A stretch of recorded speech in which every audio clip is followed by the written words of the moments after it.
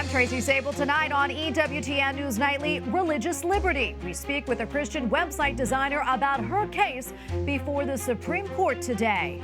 Twitter expose, analysis of how the social media giant handled news about President Joe Biden's son during an election. Jane's revenge threat. A pro-life organization receives a violent warning from the abortion activist group. And Vatican Christmas, the unveiling of this year's decorations in St. Peter's Square. These stories and more tonight. From EWTN, the Global Catholic Network, this is EWTN News Nightly. Thank you for being with us tonight on this feast of St. Sabas. Our top story tonight, a Colorado artist's clash between her conscience and the dictates of a state law hit the U.S. Supreme Court today. Lori Smith owns and runs 303 Creative graphic design studio. She wants to expand her business to include wedding websites, but only for weddings between a man and a woman. Smith says a Colorado law banning discrimination based on sexual orientation threatens her business. And joining us tonight is Lori Smith and her attorney, Kelly Vidoric from the Alliance Defending Freedom. Welcome to you both. Lori, I want to start with you. I know that you left the corporate design world about 10 years ago to take on projects that were close to your heart. Tell us more about your work and your dream for your business. Well, I create custom, unique, one-of-a-kind artwork through my business, 303 Creative, and I have clients from all different walks of life. I have clients who identify as LGBT. And while I serve everyone, I cannot promote every message through my business. There are some messages I'm unable to create for no matter who requests them. And what's at the center of my case is the right of all, for all, to speak freely and consistent with their deeply held beliefs. And Kelly, I want to go to you now. Can you tell us what happened today at the Supreme Court, inside the Supreme Court and also outside of it? Well, certainly we argued before the court today that free speech is for everyone and that the promises of the Constitution promise free and fearless reasoning to be able to think and create freely consistent with the core of who we are. And the government should not be able to force anyone to violate their core convictions. That's true for Lori, it's true for the LGBT graphic designer. All of us should be free to create consistent with our beliefs. Yeah, and I know there was a bit of some disruption today outside of the Supreme Court. What did you see? What did you guys experience there? Well, when we came out of the Supreme Court after oral argument, there was a large crowd. People were cheering. Everyone there were excited to be there because they were there for free speech. They know that their freedoms are wrapped up in Lori's, and that a win for Lori would be a win for them as well. So we were excited to be there, excited to come out, and we're very hopeful that the Supreme Court will uphold. You know, the Supreme Court has never compelled artistic expression, ever. And so we're hopeful that they will affirm this fundamental freedom that belongs to Lori and all of us as Americans. Yeah, and Kelly, I know you say that the First Amendment argument really is very strong here. In fact, even Colorado's Attorney General, who's a Democrat, agrees with you. So I'm curious, how did this case wind up at the Supreme Court? Well, you know, it's interesting you mentioned that because Colorado does agree with us that everything that Lori creates is custom. It's pure speech, that every time she designs and crafts a website, it communicates a unique and custom message. They also agree that Lori serves everyone, regardless of who they are, including those who identify as LGBT, and yet they claim the power to control her speech. That's frightening that they would argue that. They argued it again today at court, and those are arguments that are unprecedented, they're staggering, and they should frighten all of us as Americans who seek to live and create consistent with the very core of who we are. Lori, what would you like to see come from this case, not just for yourself, but for other creative type people like yourself? Well, this has certainly been a 6-year journey, and while it has had several hills and valleys, I have always been hopeful that the court will stand to protect not only my right to create consistent with my beliefs, but everyone's right.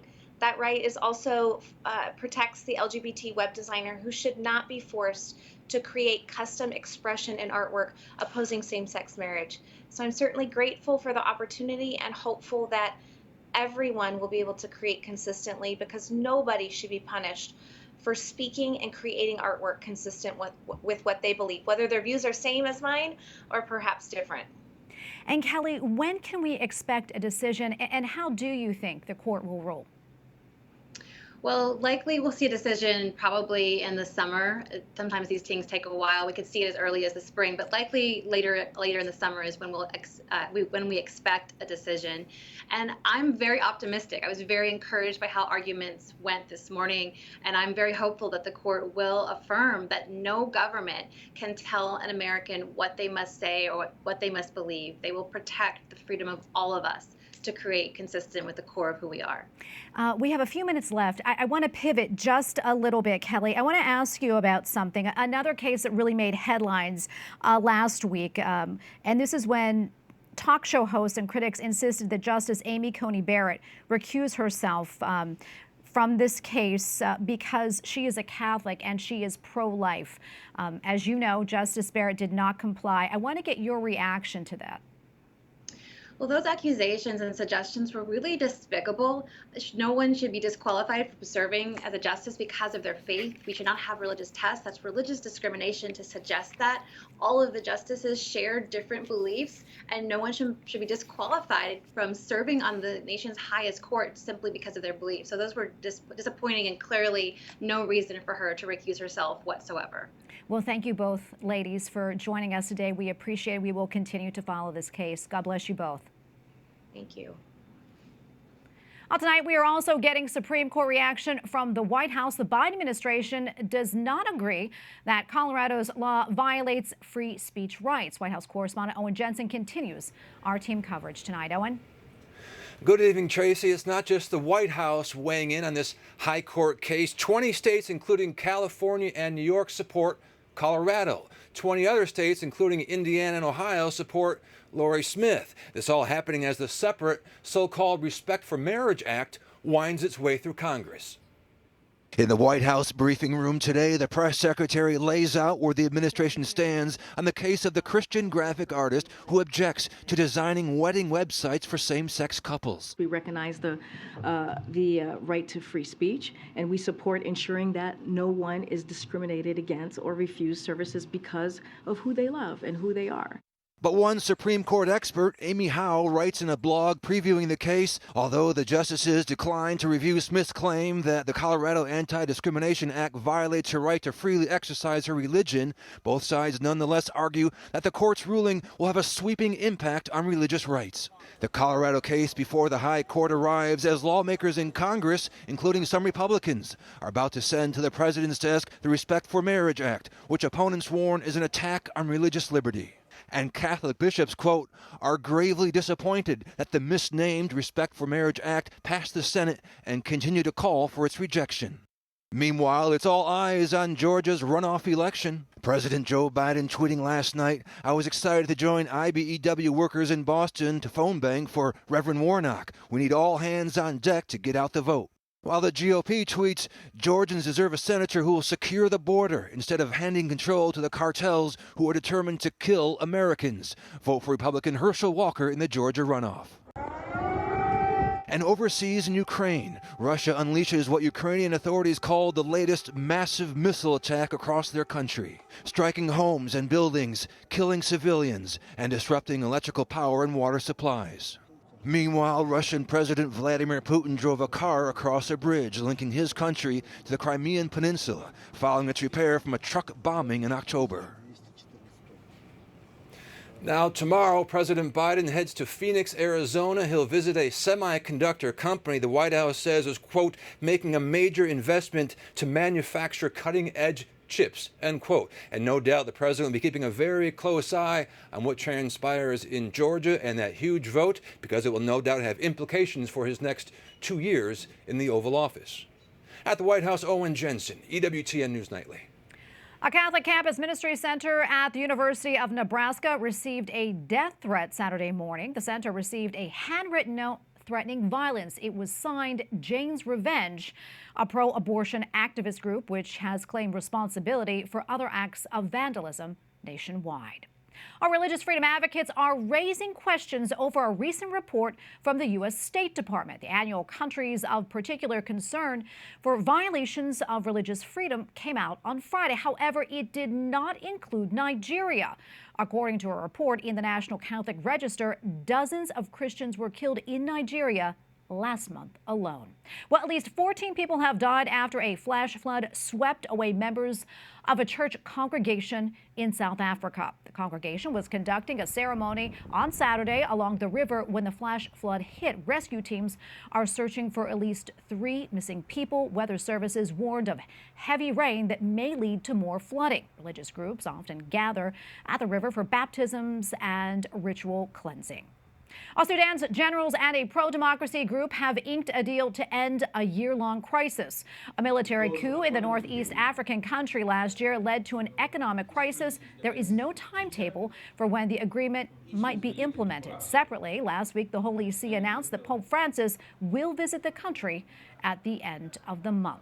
In Brussels today, the trial begins for 10 men accused of the deadliest attack on Belgian soil. One witness recalls how she lost her hearing as the result of deadly suicide bombings 6 years ago.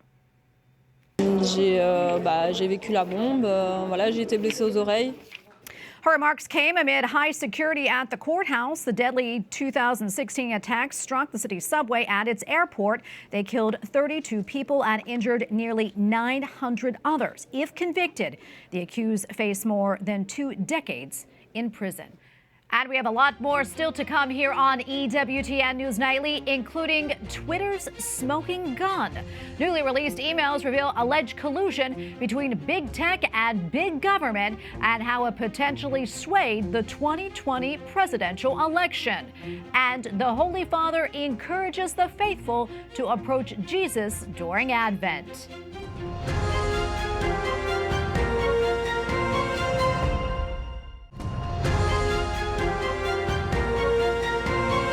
Thanks for staying with us. A massive document dump courtesy of Elon Musk confirms social media giant Twitter suppressed a 2020 New York Post story about Hunter Biden and the contents of his laptop. The story in question revealed emails that the son of the president, Joe Biden, peddled his father's influence with Ukrainian businessmen. After the story was released, Twitter executives labeled it hacked material and barred users from tweeting links to it. All of this just weeks before the 2020 presidential election. And joining us tonight to help us break it all down is Julie Gunlock, Program Director at the Independent Women's Forum. Julie, great to be with you today. A lot to unpack here with a lot of players, as you know. But what do you make of all this? And are you surprised? I mean, we were told at the very beginning this was all Russian disinformation. That's right. You know, a lot of independent journalists have been, concerned about this for a lot of years. And now we have confirmation with Matt Taibbi's pretty alarming Twitter thread. I thought it was interesting that Elon Musk broke this story on his own platform. Pretty smart strategy there. But it clearly shows there were back channels between Twitter and the Democratic Party and the campaign, not to mention the DOJ. It's very concerning. It shows that there was influence and messing with the election. So it's hard to say what will happen next, but we'll be watching that. And again, it's very concerning that the government and big tech colluded to influence the election. Yeah, and let's talk specifically about the FBI. I mean, some say they were in on it, even warning Twitter about the Hunter Biden story. At the end of the day, I mean, do you think their involvement will amount to anything? And what do you think should happen? Well, I certainly think there'll be some lawsuits, but really the best way to solve this problem is through elections. People need to understand that this is happening, and they need to elect people who can change laws and who can further ensure that the elections are as the people want. This is, again, a really disturbing thing. We need to have some checks on big tech. Government is saying, look, we're not infringing on anyone's First Amendment rights, but they're employing big tech to do that for them by suppressing people's First Amendment rights to post things, to share things. Twitter was deplatforming people. And again, that is a form of violation of people's First Amendment rights. Just the government is using a big tech company to do that. Yeah, and Julie, in your opinion, I mean, do you think the suppression of this story swayed the 2020 election? Absolutely. We have seen polling post-election, post the election of President Biden, where people said if they had known about Hunter Biden and his connections to China and Ukraine, and the allegations that Biden himself was a part of some of these business deals, they would have changed their vote. So I think that we know that people were concerned about this when it was finally revealed by people like Miranda Devine, who wrote that incredible book detailing some of the things that we know now. I think people are still very concerned that Biden is compromised and that his son is a huge national security risk. So I don't think there's any doubt that this definitely had an impact on the election. Yeah, and as you've mentioned, I mean, these are really stunning revelations, though it seems it's really not topping a lot of headlines, a lot of places. What can you tell me about the media coverage of this story? Well, that's also a part of this wheel. Look, the media has been a part of this, and now, they're sort of in this rush to dismiss this story as well. They are particularly angry that people with Substacks, individual or independent journalists, are talking about this. And look, they are a part of this cabal. It's government, it's big tech, and it's sort of legacy media that really have suppressed speech and given essentially in-kind contributions to the Biden campaign. Julie, we have a little more than a minute left. I want to switch gears here and talk about another story that's also making waves. An elementary school in Chesapeake, Virginia will soon be hosting an after-school Satan club. What more can you tell us about this? I understand that this club is sponsored by the Satanic Temple, and they're starting these clubs at elementary schools all over the country. It's all so disturbing. It is so disturbing, and it's sort of amazing that we're even talking about this. It seems like this would have been inconceivable in any normal society, but here we are. And look, this is clearly a stunt, though. This Satanic Temple has said publicly that they don't actually worship Satan. Rather, they're a literacy club, and they're dedicated to philosophy and reason. Why they couldn't call themselves a literacy or reason or philosophy club, and we know the reason. It is to antagonize and insult Christians. That is the point of this. Again, this is a stunt, and a lot of schools, I think, are afraid that they'll be sued or get in some sort of trouble if they don't welcome this club, because they are really legally bound to host any club that asks. I think this will be challenged. I hope there are lawsuits, and I hope some elementary schools out there and other schools that are facing this and other communities stand up against this. This is just clear bullying of Christians. And we're going to leave it right there. Julie, thank you so much for coming on today. We really appreciate getting your insights. Thanks for having me. Well, up next on EWTN News Nightly, the sights and sounds of Christmas, with the lighting of nativity decorations in both St. Peter's Square and in the little town where the Christ child was born.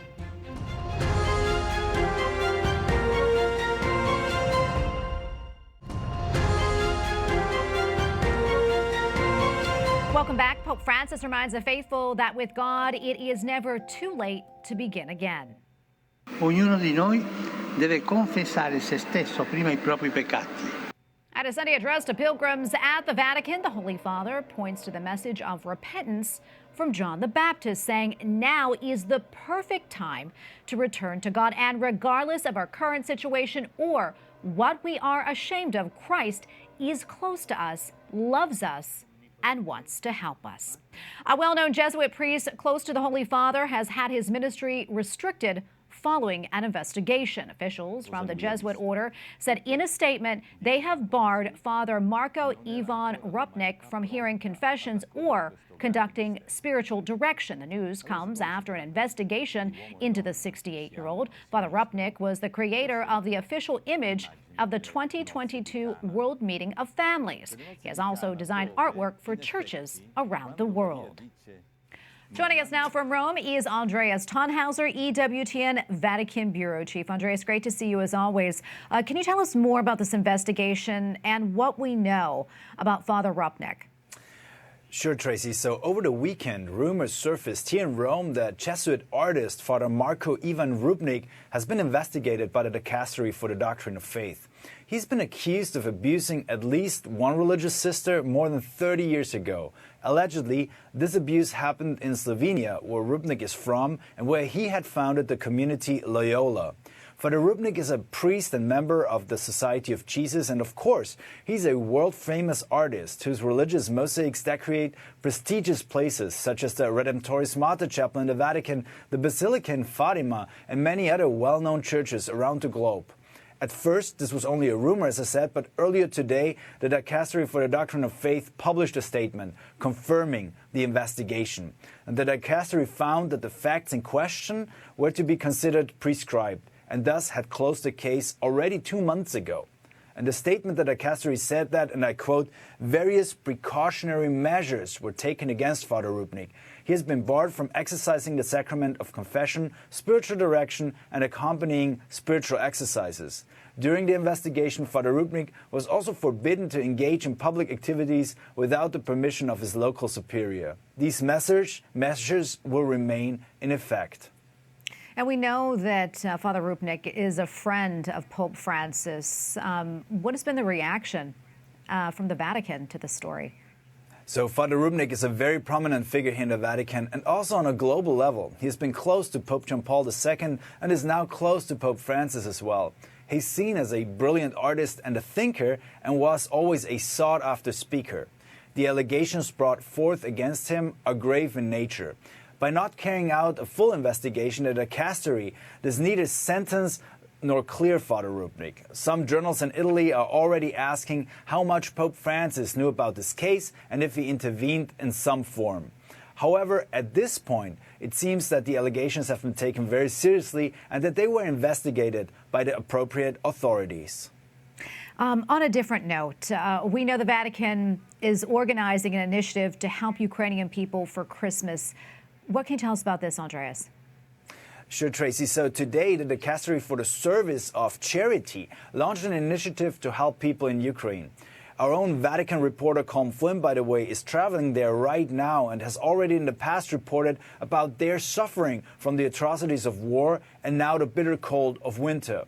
Cardinal Konrad Krajewski, who is the papal almoner and the head of the Dicastery, and Pope Francis' really trusted person when it comes to charitable work, introduced today this new initiative. He had traveled to Ukraine on behalf of the Holy Father several times, and he reminded us that people in Ukraine are experiencing right now an emergency.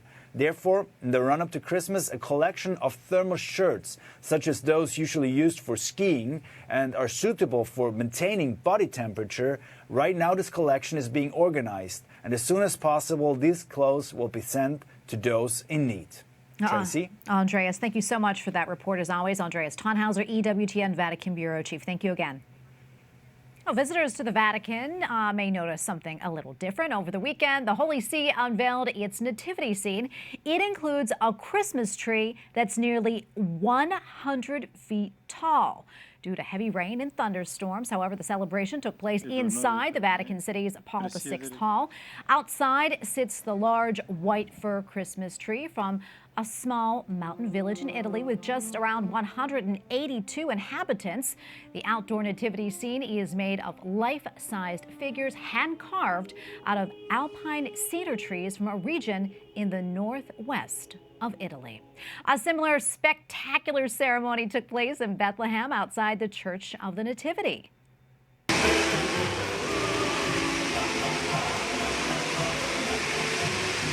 Fireworks accompanied the lighting of a large Christmas tree. A festive crowd gathered Saturday night to begin this year's Christmas season. The Church of the Nativity is located at the site where it is believed Jesus Christ was born. We thank you for watching tonight, and remember, you can follow us on social media, Facebook, Twitter, and Instagram at EWTN News Nightly. I'm Tracy Sabol. Good night, and God bless.